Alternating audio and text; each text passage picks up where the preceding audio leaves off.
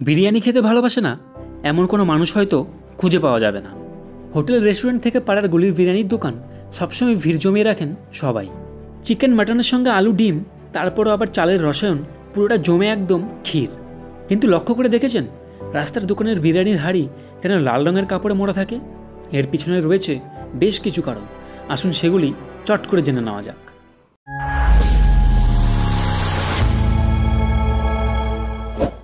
প্রথম কারণ হলো লাল রঙটি খুবই উজ্জ্বল এবং এটি দূর থেকেও চেনা যায়।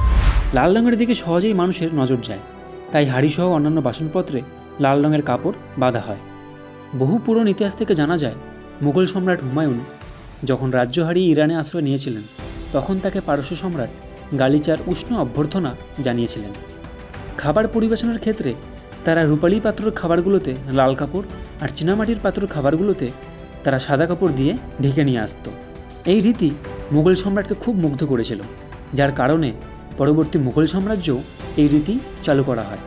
খাবার পরিবেশনের ক্ষেত্রে এই প্রথা ও রঙের ব্যবহার লখনৌ শহরের নবাবরাও অনুসরণ করতেন। মূলত রাজকীয় ও দামি খাবার বোঝাতেই বিরিয়ানির হাঁড়িতে লাল রঙের কাপড় মোড়ানো থাকে। যুগ যুগ ধরে এই রীতি আজও প্রচলিত আছে, যাতে মানুষ বুঝতে পারে বিরিয়ানি কোনো সাধারণ খাবার নয়, বরং এটি একটি নবাবী খাবার। এই ছিল আজকের আমার ভিডিওটি শেষ করার আগে তোমাদের সবার কাছে একটাই প্রশ্ন, তোমরা যারা যারা বিরিয়ানি খেতে ভালোবাসো তারা অবশ্যই কমেন্ট করে জানাও। দেখা হবে নেক্সট ভিডিওতে।